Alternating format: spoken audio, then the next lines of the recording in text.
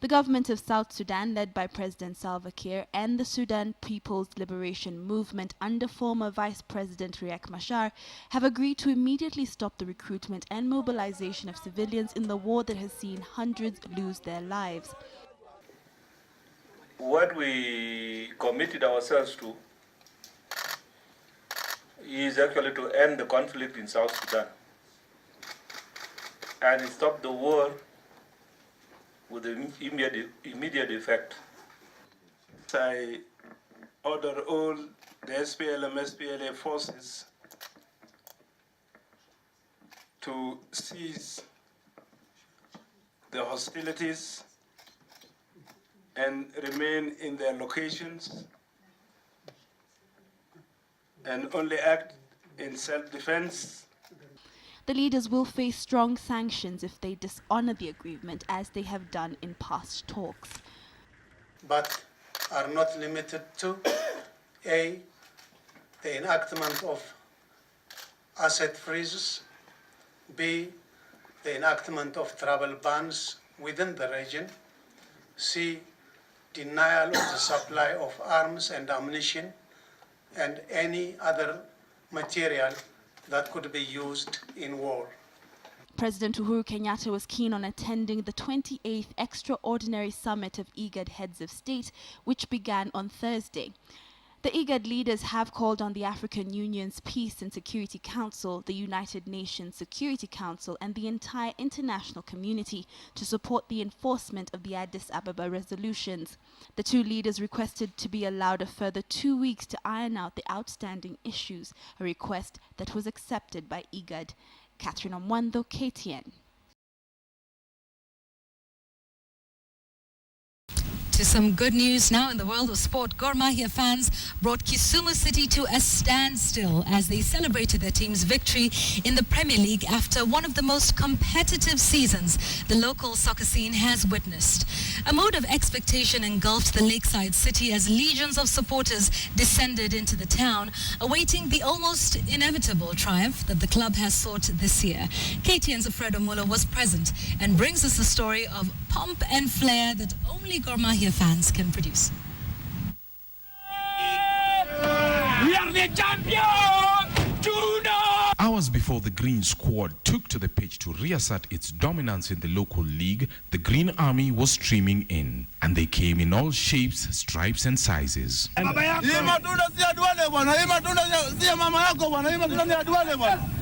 the time the game was underway, an expectant mood had swamped the sweltering city, and the team rose up to the challenge, dispatching Ushuru FC with 3 unanswered goals that electrified the stands, and the fans took the cue from there.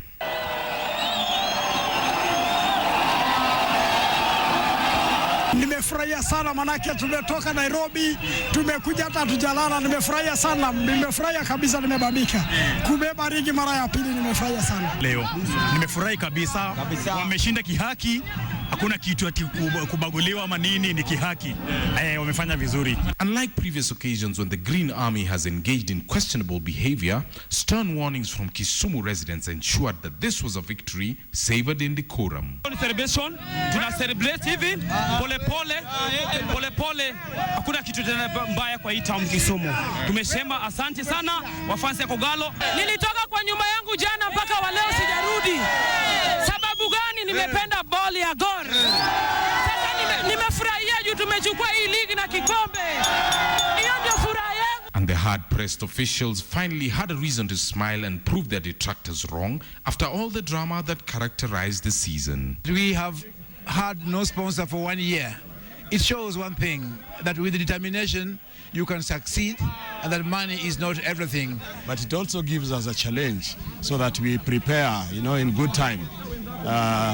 Because definitely out of this win, we are going to represent the country again in the Champions League. Well, to be honest, I would rather at this moment in time just enjoy today rather than look too far ahead. I just want to enjoy and savour the moment and savour the feeling that I have and everyone else has.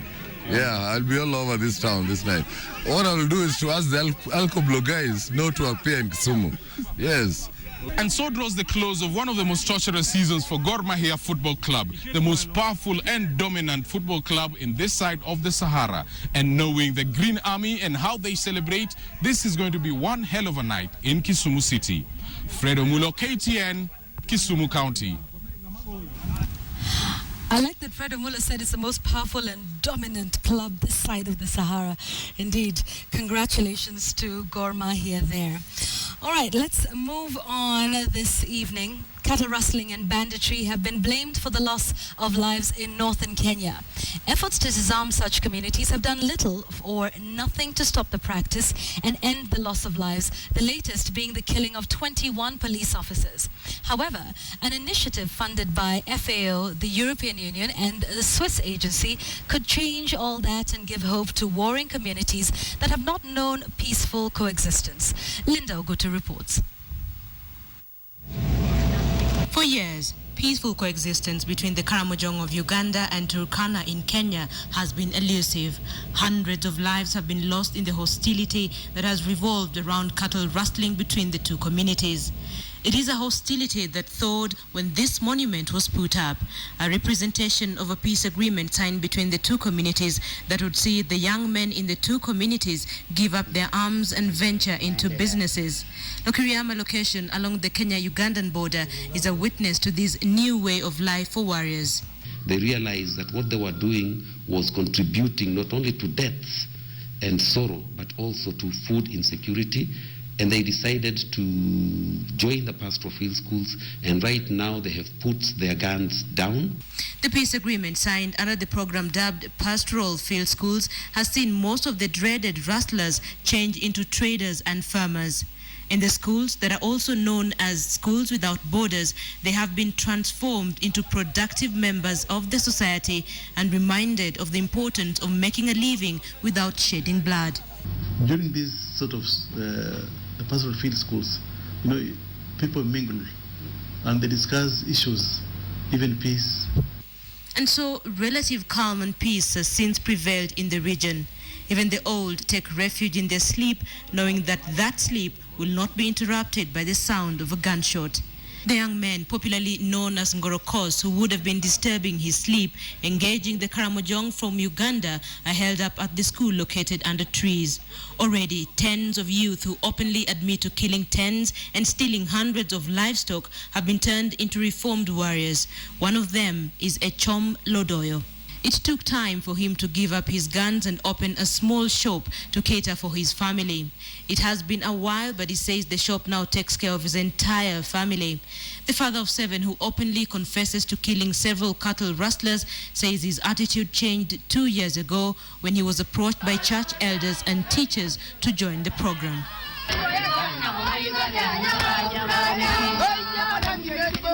Afanya biashara. Akaanzisha biashara. Ikia taba. Akanunua tumbako. Sukari. Posho. Akiwa kwa roda cha kwa kanta. Siku nyingine magari kutoka Moroto zikaleta mahindi yakano. Achukua ngano. Mejeni. He says he has money to take his children to school and he can easily feed them without turning to his gun and seek ways of survival. In fact, some of his friends have been asking him about the program. Wanamsumbua sana.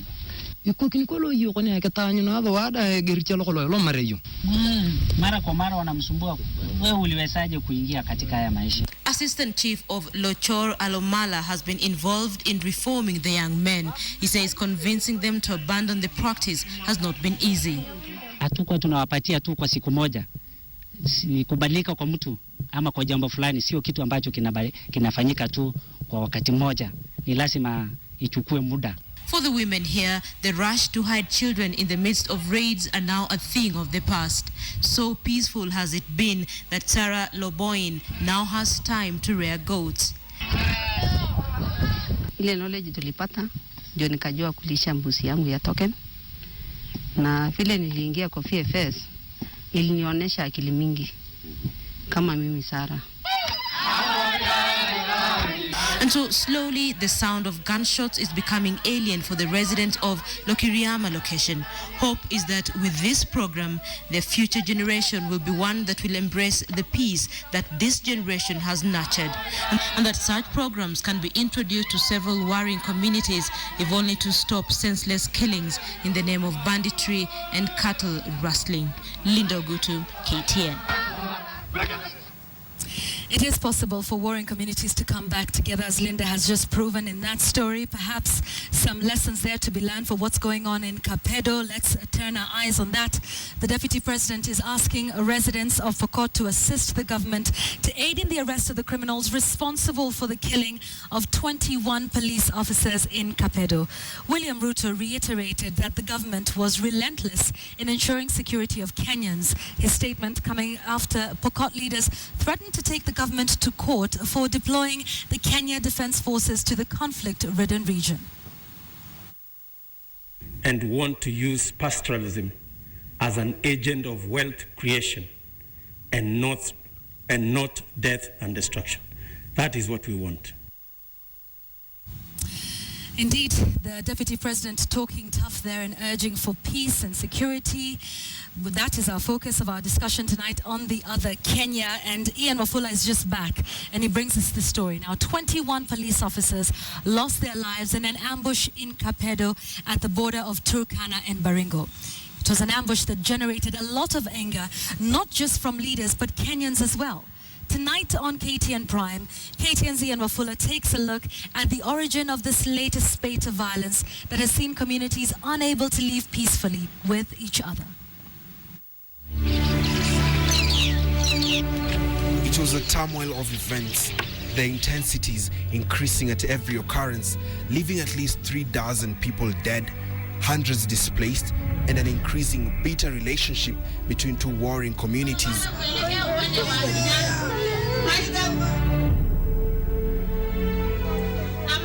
Prompting the most powerful man in Kenya to make an unprecedented visit to the area. But the chronology of events brings to the fore some of the underlying issues that have been overlooked. Munyapos Kitilit, an elder from the Pokot community, is a disturbed man. Just like any other day, he had sent his son to Kapedo, the nearest town to his home.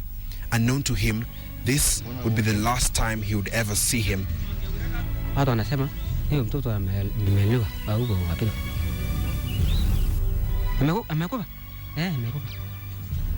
Nani? Kanzu. Usika namna hiyo. Mnalia bana. Mnalia kabisa. His son was slaughtered in broad daylight on the streets of Kapedo. His attackers took his head and left his body behind. It was later taken to a mortuary in Kabarnet by police, and all Munyapos wants is a proper send-off. Nataka kichwa ya mtoto wangu. Nataka kichwa. Kichwa ndio nataka. The alleged actions by the men from the Turkana community in Kapedo are said to have fueled the recent conflict between the two communities, a conflict that has lasted for years now. Hiyo mtoto hata mimi amekaa kama mimi hiyo mtoto na mwili yake yote ni mimi kuona ni mimi. From the burning of the van transporting KCSE papers, followed by the killing of 3 GSC officers and 2 civilians on their way to Kapedo, leaders Asman Kamama and John Lonyangapo held a meeting with a section of Pokot community. The brutal beheading of Munyapo's son was still bitter in their minds. The possible involvement of security apparatus in the attacks also came up. The administration police officers in tightening security in the area were allegedly working hand in hand with Kenya police reservists from the Turkana community. Home guards kutoka Turkana, hawa ni wanatoka Manyata ya Turkana, hawatoki kwa kambi ya serikali. Hawa ni partisan, ni watu wanafanya interest yao kama community. Ni kama sasa kuleta, naona Turkana vile wamechoma hapa, hii KPR, wanataka kuleta mpaka kutoka Kapedo mpaka hapa. Ajabu ni kwamba hakuna KPR yenye iko tayari hata mmoja, watu 1136, hakuna local police reservice yenye nalala na nyinyi, hakuna. Lakini wale wa ndugu zenu wako na bunduki ya serikali zaidi ya 400. But while that was happening, Kapedo, the small town at Baringo, Turkana County borders, was choking. Hardly any movement to and from the county by the residents. Majority of them from the Turkana community were running short of food and water supplies. Those who were caught outside the town were murdered. Hii vita vile imeanza, ijaanza kwa niaba ya mbuzi ama ya wanyama. Si tunauawa kama wanyama tu ya porini. Na sasa vile tunauawa hivi, barabara yote imefungwa. Sasa vile tumefungiwa kwa hii center, tumefungiwa kwa sababu gani? Kwa sababu ya siasa. The residents here staunchly believe Kapedo lies in Turkana County, regardless of the fact that the county headquarters is in Lodwar, which is about 320 kilometers away. While the surrounding Pokot community claims the town is in Baringo County. Tutakufia hapa kama ni wameamua sisi tukufu. Sisi hatuna haja kama askari wameuawa, hata sisi tutakubali kufa, lakini hatutoki kwa hii Kapedo. Hapa ni Turkana, tuwezi toka kwa hapa. Hapa ni kwetu. Nimesaliwa hapa. Tumeza mamangu aliuawa juzi wakamsika hapa, na mimi pia nitakufa ni siku hapa. Siwezi sikua malingine. Kile matumizi ya serikali yote tunapata kwa Turkana County. Hakuna ile tunapata Baringo. Ni barabara tu ametukaza Turkana, hata sasa ni shida hapa njaa. Hata ukiingia sasa kunywa chai ni turungi. Ametukaza Turkana Marigat kwenda kununua chakula. Tukiana magari ya askari inapigwa kwa sababu ndio inatusaidia. By this time, Inspector General of Police David Kimayio had toured the area. He held a baraza in Chemolingot Center, which is 40 kilometers away from the bone of contention, Kapedo.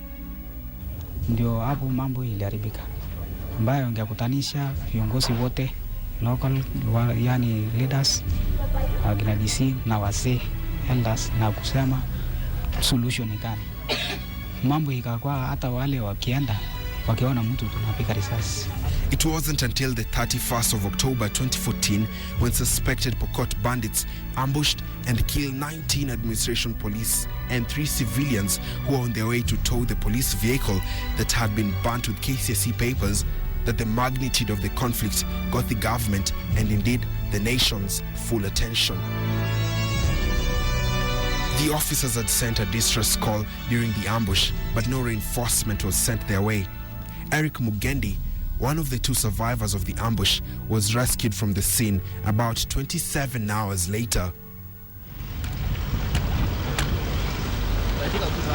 Lucky to be alive, a bullet missed his face by a whisker, while another hit him on his hand. Mimi tu nilitake cover tu. Ni bahati ya Mungu yani. Siwezi sema ati nijisaidia.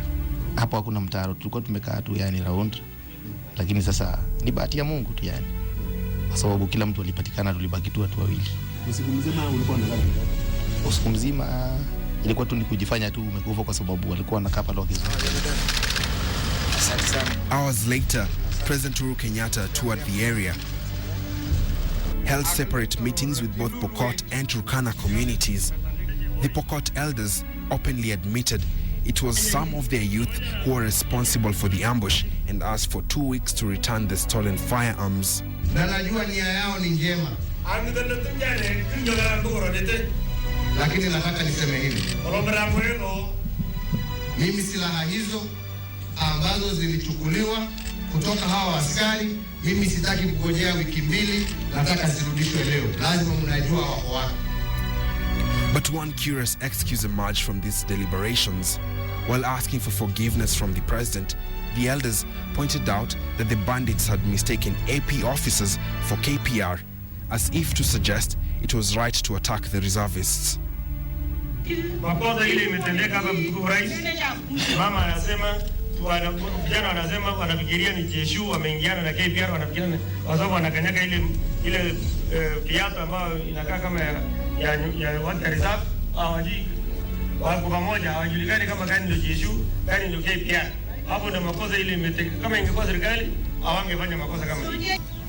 Mambo ya KPR, Mheshimiwa Rais, here is one impunity to end here. tulikuwa na KPN hapa mpaka 96 wana usonde.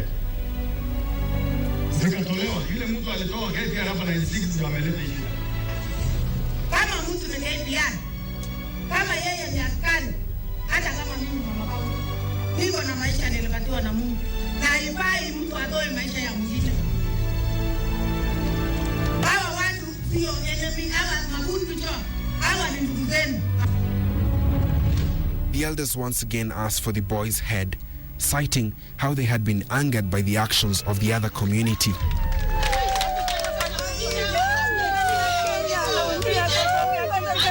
Meanwhile, at the Turkana meeting in Kapedo, the residents cried for ownership of their town, saying they had been threatened to leave the area and asked for proper boundary lines.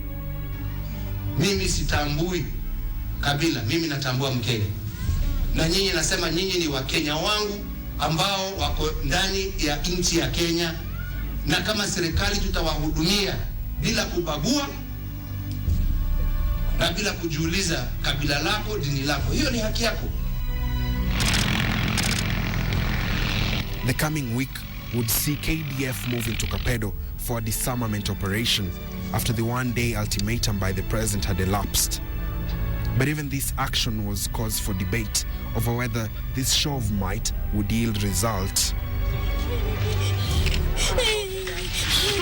But this did not stop the operation from going on. In fact, shopping centers like Chemolingot and Tangul Bay were allegedly raided by GSU and AP officers, leaving houses torched, shops looted, and 31 injured. Puzzling the residents even more as they claimed they hardly knew what was happening in Kapedo, let alone where the firearms were. Chemolingot town, for instance, is 40 kilometers from Kapedo and is also the last town with any communication network.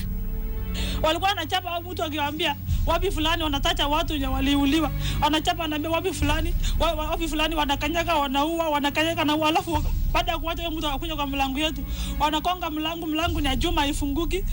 Wakakuja kwa dirisha, kutingisa dirisha hivi imekuwa ngumu. Wakakonga fio yote tukienda kuangalia sasa hivi fio imejaa chini, imejaa nyumba. The Kapedo boundary has been a dispute for years now. Both communities in the area remain armed. Schools and healthcare facilities are scarce. Banditry continues to grow in popularity by the day.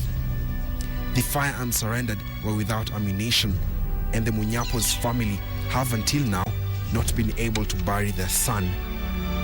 Until such a time when closure to some of the issues in the communities is sought, what we are looking at is the endless push and pull cycle it has been.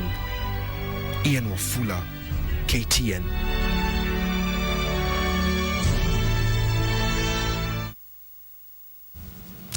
All right, and indeed, that is the focus of our discussion tonight. What are your thoughts on that story? Do send us your comments at KTN Kenya, at Yvonne Okwara. Please use the hashtag #TheOtherKenya because it does really seem like that is not really a part of Kenya when you take a look at the events that have been taking place there.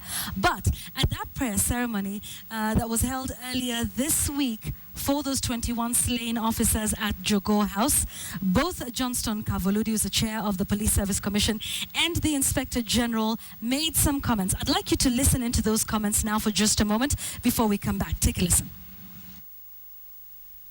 Our security challenges, ladies and gentlemen, cannot be solved by attacks directed at the police leadership. So I say,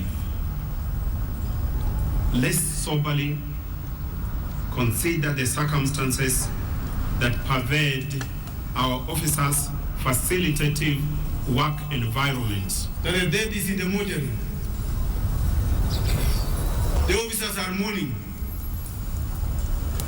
And you are pointing fingers right and left,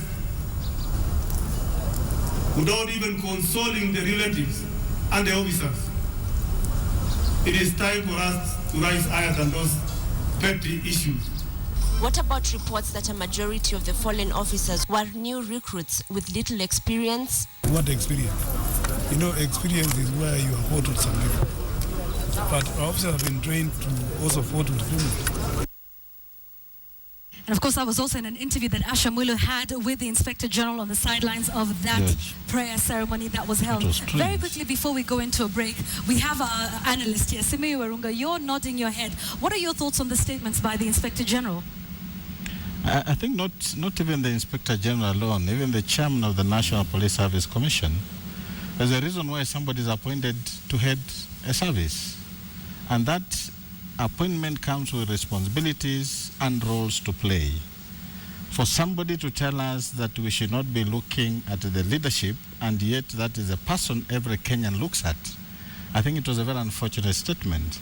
And for the Inspector General to call deaths of 21 police officers petty issues, I think this is something that we need to debate as a nation and ask very serious questions whether he really understands or he feels the pain that the parents, the brothers and sisters of these 21 police officers are going through. Okay. Of course, we realize death, they are already gone. Right. But we must ask very hard questions, and those cannot be petty questions. Okay, all right. Yes. We'll come back with that and much more as we engage our panel right after the break. What are your thoughts on that statement? What are your thoughts on what's happening in Kapedo and seeking solutions? That's coming up after this break.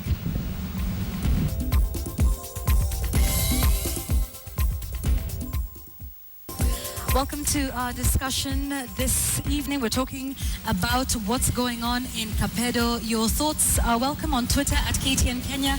Please use the hashtag #TheOtherKenya. And you can also engage with us on SMS. The number is 22155. So just what is going on there. Our panel tonight, we've tried to make it as broad as we possibly can. Simiyu Warunga, who joins us tonight. George Morara, who's the Vice Chair of the National Commission on Human Rights. And Mary Kanyaman. Thank you all for joining us. Let's start with you, George.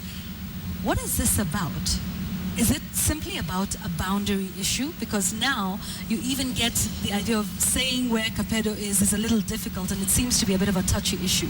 Is this about boundaries? Yvonne, I think this is really not only limited to disputes about boundary issues, really. We have a team on the ground. We have an office in Kitale, and from the research that we've been doing in this area from 2005 up to now, what seems to be coming out clearly is that there is what some people have referred to as the commerce of conflict. And in the commerce of conflict, this commerce of conflict is driven by politicians. It is driven by prominent members of the respective communities living in that region, and it's also driven by some officials in government. So I don't think this is anything to do with a boundary dispute. Neither is it anything to do with the so-called traditional cattle rustling. Cattle rustling has now become a commercial enterprise. Absolutely, absolutely. Tell us about your report, because you traced the genesis or the root cause of this as far back as 2005. Did the government know this, and should they have done more to prevent this situation from escalating to the point it has today? The government knew about this. The government knows what's happening there. Because again, every time we've gone out there and generated these reports, we don't keep them to ourselves. We share them with government, of course with the expectation that action will be taken. So 2005 is the last time that there was a major military operation there. There was one in 1976, 79, 84, and 2005. And each time, the issues really are not related to cattle rustling, but it's issues of the politicians in the area really pitting. You know, this is an area of Kenya that is seen to have the so-called warrior culture. But I think that so-called warrior culture has been captured by other external interests. So where we get a case whereby the politicians and prominent people are colluding with the community elders to bless some young warriors to go and commit these acts, then I think it's really getting out of hand. Okay. But to answer your question directly, I think the government knows this, and if the government doesn't know this, then it will be then we should absolutely even be absurd. more worried. Yeah. Okay, all right. From that research that the National Commission on Human Rights has done, dating this as far back as 2005, and has talked about the other operations. Mary, you have a first-hand account. You were born and brought up in Kapedo. In fact, when we talked earlier, you mentioned that your relatives are still in Kapedo. Tell us from your perspective what your thoughts are on what's been happening. Okay, it's actually sad what is happening in Kapedo, and I concur that the government knows exactly what is going on in those areas. Not only in Kapedo alone, the government knows exactly what is happening along the Suguta Valley. There is nothing to do with cattle rustling anymore. Which cattle were the 21 officers driving? None. And which cattle are on the roads? Because every time now and then the Marich road is blocked. The road between Kapedo and Marigat is always blocked. When the Pokot think today the Turkana should not eat, they will just block the road. Are those cattle or are those goats? The cars passing from Nakuru to Kapedo, they are always shot at. Doesn't matter even if it is Red Cross. Now the humanitarian aid cannot get to Kapedo. It has taken a new turn, a new twist, and if we can take it backwards, this issue of cattle rustling or what do we call? You know, we are baptizing something called cattle rustling. That is armed robbery. Yes, with the violence, which should be dealt with under the law. If we date back to the 1960s, before independence, Turkanas were not neighbors to the Pokot. Turkanas were neighbors to a tribe called Nichepeleng, today what is called the Marakwet. And the Pokots will later come in the 60s from a place called Upe in Uganda. And the people from that place called Upe in Uganda are called Suk, and hence the 1967 Karsuk migration. Kapedo, those people who settled first in Kapedo are well known. We have, the Turkanas like naming their people after places. We have a place called Ekuru, Edoketa Aukot. That is named after the father of the lawyer, Ekuru Aukot. Okay. And there is a place called Agulea Tioko. Okay. Agulea Tioko is a place named after the family of Tioko.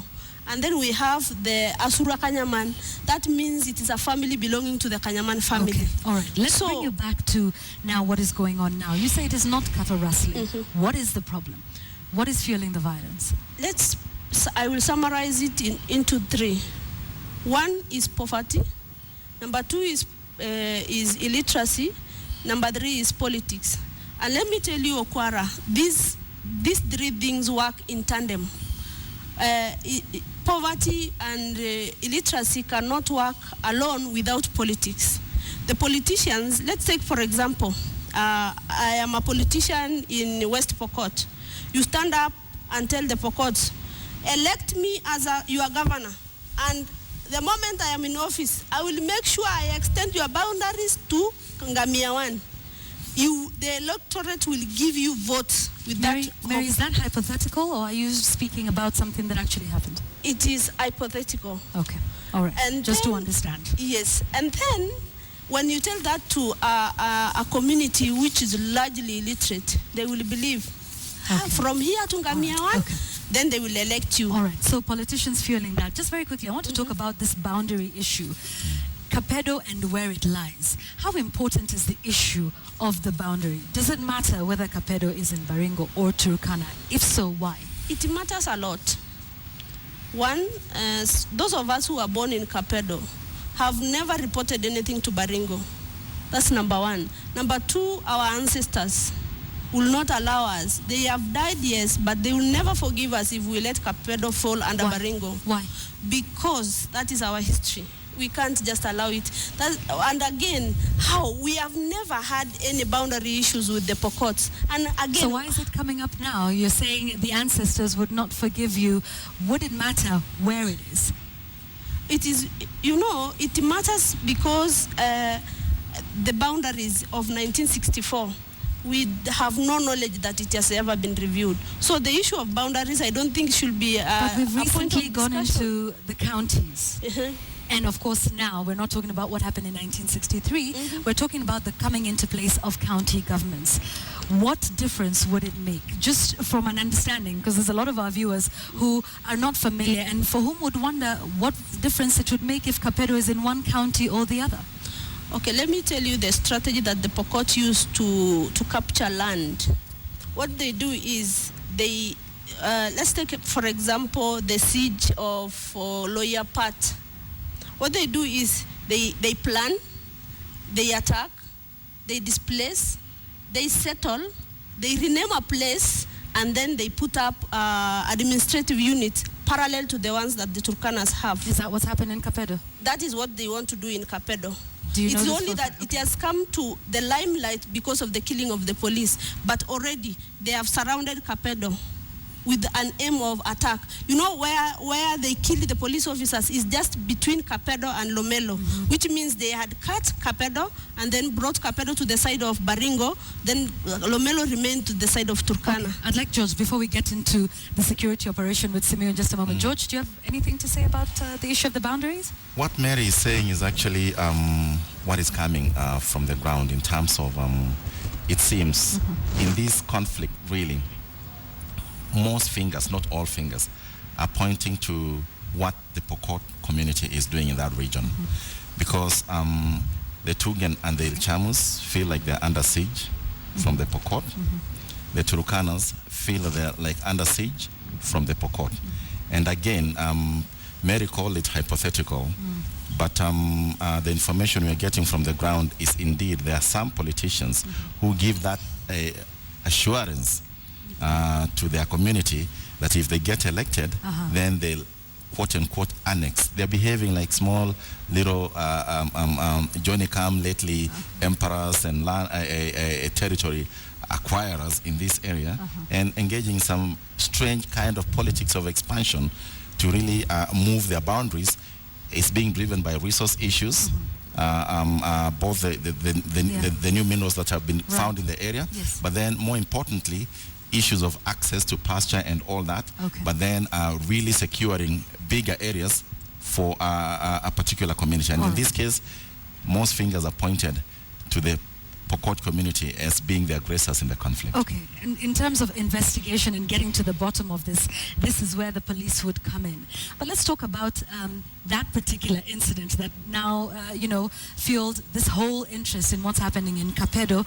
And indeed, we had reports of the police officers radioing for help and waiting for it for 30 hours before it came. Simi, what do you have to say to that, especially in regards to the fact that, remember, in June, the president widened the scope of the Inspector General. I mean, he has personnel and resources available to him from KWS, from the National Forest Service, from the NYS. What do you make of the fact that they waited 30 hours to die? You know, this is a long story, and I think I want to remind the leadership of the National Police Service Commission and the Inspector General. Kenyans have been patient for a very long time. When people start getting hyper on this recent one, it's not because Kenyans do not understand what has been taking place. Police officers have been killed in numerous occasions. Police officers have been left to suffer on many occasions. And this is a post that was created by the Constitution so that we can have harmony and working together of the two police units. Recently, the president gave him wide powers to utilize any other resource in the country apart from the military. But you see, even the military, there's a constitutional mandate for the military to work with the police to assist officers when they are overwhelmed. So I want to go back to the issue of the chairman of National Police Service Commission talking about leadership. The difference between the leadership in disciplined services and leadership in management is that in disciplined services, the leader and the commander leads from the front. The commander aspires and inspires the officers under him or her to do what the officer believes is the right thing to do. Simiyu, have they inspired? That's where I'm coming to now, briefly. So for somebody to tell us that we should not be looking at the leadership, I think that is selective amnesia. Because you must understand why people are talking about the leadership, because disciplined forces look at the commander and the leader. Now, for us to take stock of what has happened, I think it's important that people own up to their mistakes. That is the best thing to do. Then after that, you ask questions. What is it that we didn't do right? What is it that we never planned properly so that from here henceforth we don't do those mistakes again? Okay. That is why Kenyans are asking the leadership of the police service, why is it that every now and then we keep on seeing officers being killed and we seem to be now calling it petty issues? It's not right. All right, okay. Yeah. And of course, in line with that, then KDF was deployed to Kapedo in a bid to lead the operation of disarmament. And we spoke to Andrew Franklin, who's a security analyst as well, has been in the country for over 20 years now and has an understanding of how security operations work. We posed the question to him, asked him about whether he thinks KDF is the solution to quelling the violence and disarming the people in Kapedo. Listen to this. No, it's not the solution. Sending the Kenya Defense Forces, the KDF, domestically to keep plugging the gaps in the police service performance is a great way of degrading our own armed forces. In other words, the National Police Service Act needs to be implemented. We need to have the administration police combined with the regular police. Using the Kenya Defense Forces domestically, even if with the approval of the National Assembly, which is what's required by the Kenya Defense Forces Act under the Constitution of 2010, will degrade their capabilities. The Kenya Defense Forces are not designed nor meant to police internally. That's Andrew Franklin, a security analyst. You all seem to agree. Let's start with you, Mary. Do you think KDF is the solution? Your relatives are still there. What are they telling you about that operation? Okay, what I'm told about the operation is in Baringo, not in Turkana. And what are your thoughts? Some parts of Kapedo, of course, but it's okay for the KDF to be deployed there, but they are just treating the symptoms. The disease is still there. Okay. The disease is still the poverty, the illiteracy, the politics, the lack of infrastructure, inequitable distribution of resources. That is the problem. That is, as long as this has not been solved, we can send as much as all the KDFs in this country, and then they will come back, just as you have been told, that the operation will be done. It was done in 1975, in 84. It will be done now, and it will be done again and again until we solve the problem. Okay, and we'll come to what those possible solutions are from you, Mary, in just a moment. George, your thoughts on KDF involvement? We've taken, as a commission, actually, we took exception with the deployment of KDF without parliamentary approval, and for which we got a lot of beating from the public. Again, in a state whereby people feel so helpless and it's like we are all under threat, it becomes fairly easy then to invoke extra legal measures to tackle what is perceived to be endemic insecurity. The KDF is not going to be a solution. So far, even actually before they went in, if you look at the figures and statistics that were coming to us between 2005 and 2012, already that short period of time, over 12,000 people have been displaced. And again, because that is the other Kenyans you said, we never see these ones at the correct IDPs. They don't fit the profile. Right. Then number two, over 18,000 livestock has actually been confiscated and taken by the different actors in the conflict. So at the end of the day, really, the KDF goes in and we are seeing slowly a repeat of what happened in Mount Elgon.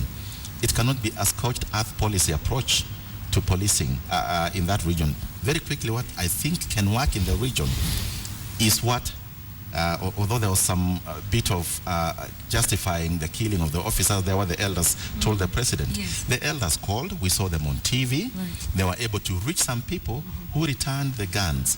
Why can't we use the same elders to get these people? Because they were able to get them on the phone. Right, and indeed, Ian Wafula mentioned that in his piece. The elders were saying that the KDF was not the one responsible for the guns that were returned, but rather the elders. Samir, let's have you weigh in. Do you agree with Andrew Franklin on the deployment of KDF not being a solution?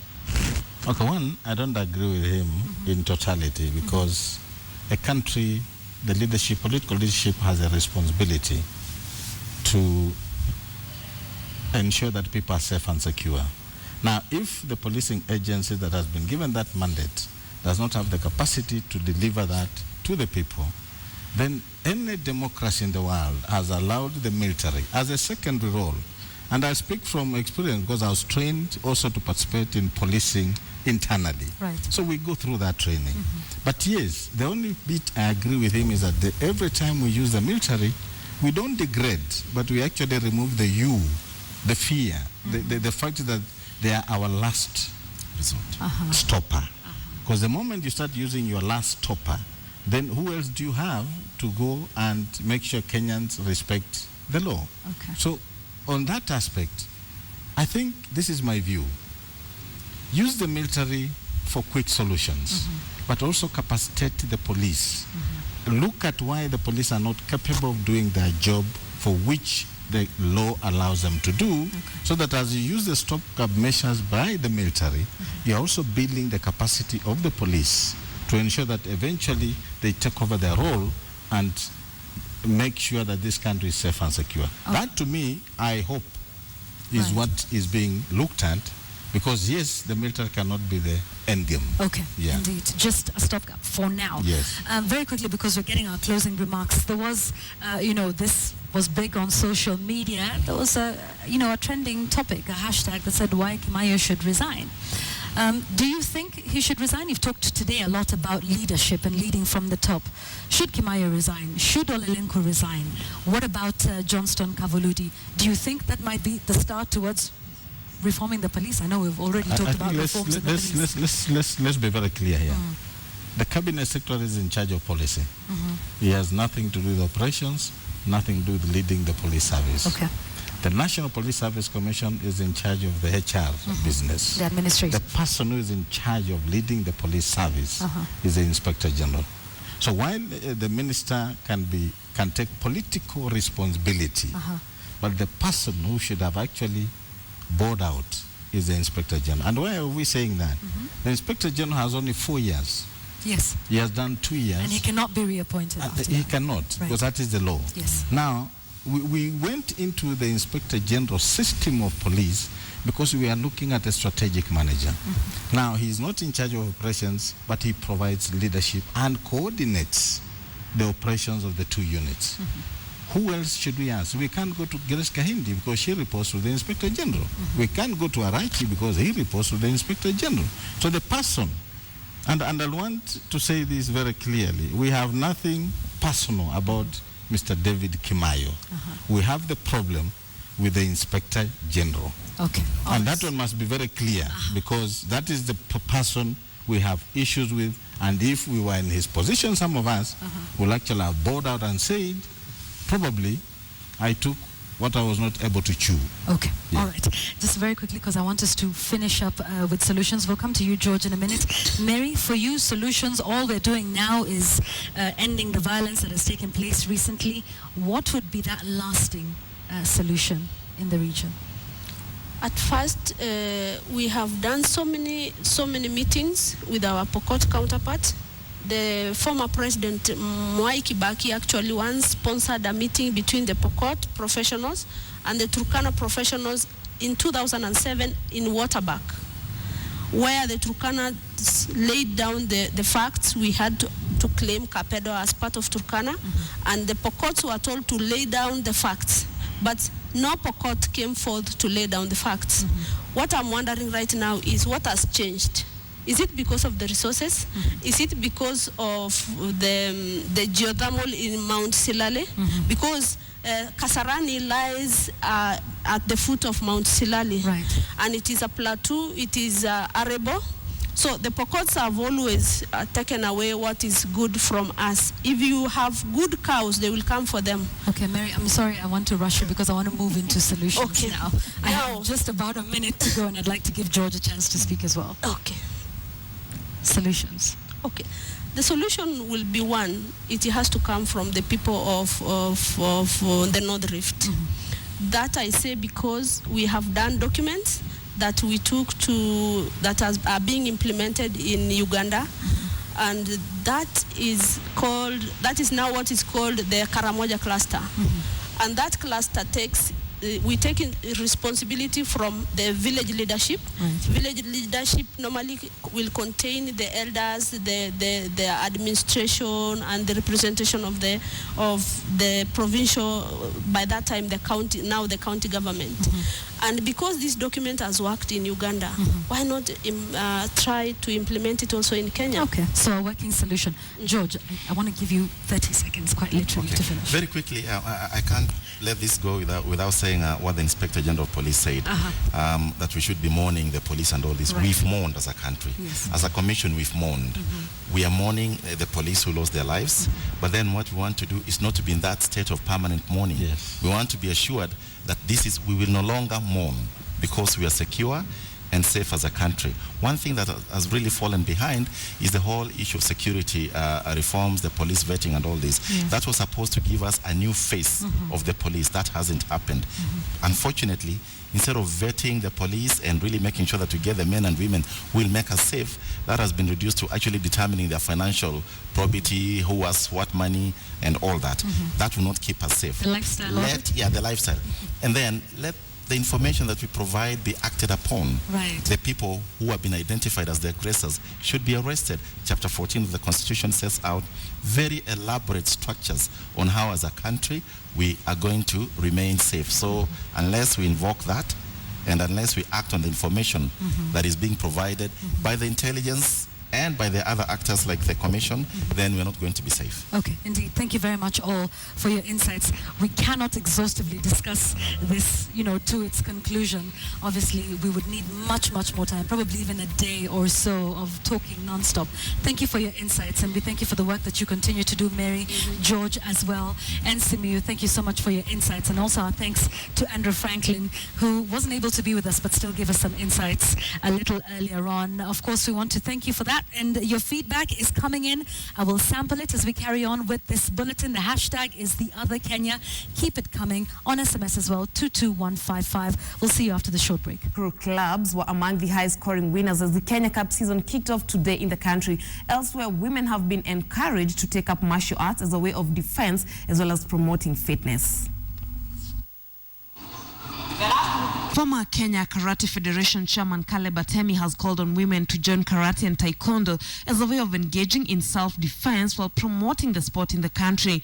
Mr. Atemi was speaking as he conducted the Taikan Martial Arts Clinic involving ladies aged above 15 years in Nairobi's Kasarani area. And we're here to promote the health benefits of martial arts, but our main focus is women, girls from age 13 upwards, because they are more vulnerable to attacks, and they take their health more seriously than men do.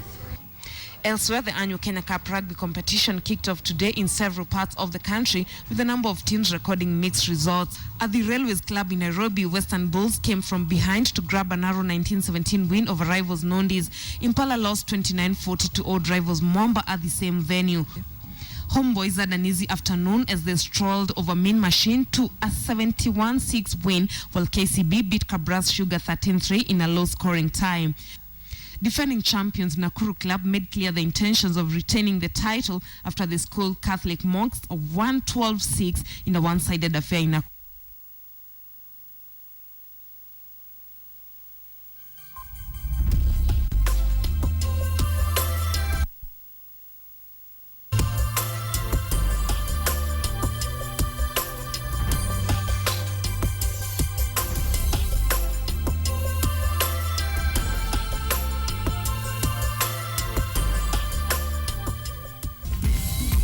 Okay, so let's wrap up our conversation tonight and indeed the bulletin as a whole. I want to read your feedback. Engineer Ntoina from Kapenguria on SMS. You say the issue of Kapedo is a sad one. The hatred that has existed between the communities fueled by a boundary dispute, commercialization of cattle rustling, with politicians inciting and an irresponsible government has worsened the Kapedo conflict.